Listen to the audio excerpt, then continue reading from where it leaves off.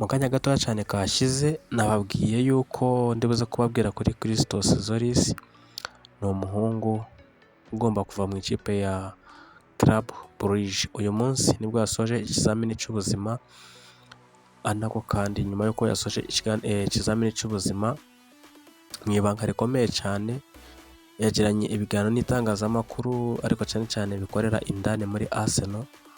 Bamubaza umufana we, aravuga ati njyewe umufana wanjye ni Alex Alejandro Sanchez.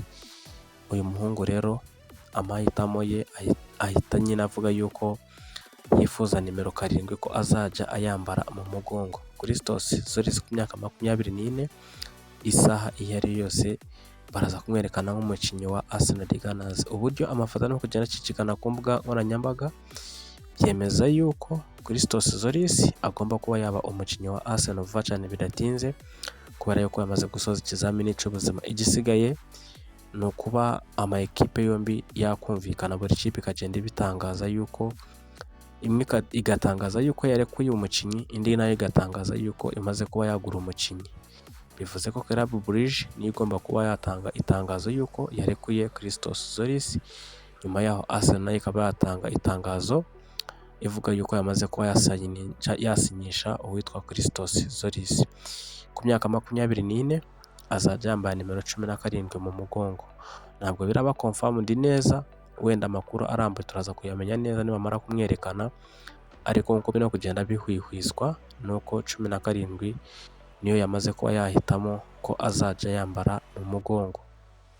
Update ihari nuko nanone kuwitwa Bruno Guimaraes biravugwa yuko ngo Arsenal igomba kwishyura $85 z'amayero, ikazongera $5 za Adonis kugira ngo ibone Bruno Guimaraes.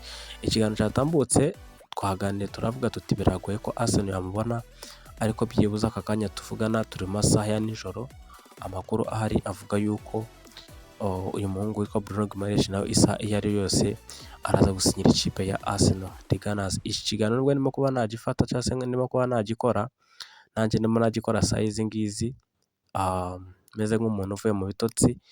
Nyuma yaho ndavuga ati mvuye mu bitotsi, reka mbe nakora kano kaganiro, mbe nakabagezaho mbaye update zari ndabizi namwe ntabwo muba mwaryamye. Ngira ngo n'imyumvire murimo ubyo murimo kunyumva murumva nyine imivugire ntabwo ari yayindi. So Christos Zoris amakuru asohotse aka kanya azajya yambara nimero 17 mu mugongo, ndetse Bruno Guimaraes nawe $85 z'amayero ndetse $5 zizaza nka Adonis nizo Arsenal igomba kwishyura ikipe ya Newcastle United. Dutegereze turebe mu masaha ari imbere, turaza kuba tumenya deal Arsenal igomba kuba yasoza vuba cyane bidatinze, kubera ko ukurikiye ni Christos Zoris ndetse na Bruno Guimaraes. Bruno Guimaraes ni umunyabrazil, akaba afite imyaka 29, arimo kuyuzuza, nawe arifuzwa cyane ikipe ya Arsenal. Ubwo nawe biteganyijwe yuko namara kuza azajya yambara nimero 39 mu mugongo. Christos Zoris ndetse n'uwitwa Bruno Guimaraes isaha iyo ari yose baraza kuberekana nk'abakinnyi b'ikipe ya Arsenal de Gunners. Ushobora kwibaza ngo kubera ijwi ryahindutse, ariko mw'abantu mwe ntabwo tuba twaryamye, ndakanguka kubera ko ndi umuganazi nasanga update nkavuga ati ntabwo nayihererana, reka nyibazanire. Niba utarakanze subscribe warahemutse rwose, kuko nanjye ntabwo mba naryamye, mba nazanye wenda utuntu nkavuga ati reka mbazanire mbashyirireho. Nanjye rero igihembo cyanyu, kumpemba kwanyu ni ukora subscribe kugira ngo nyine dukomeze twagure umurongo w'abafana ba Arsenal ukomeze kuzamuka cyane.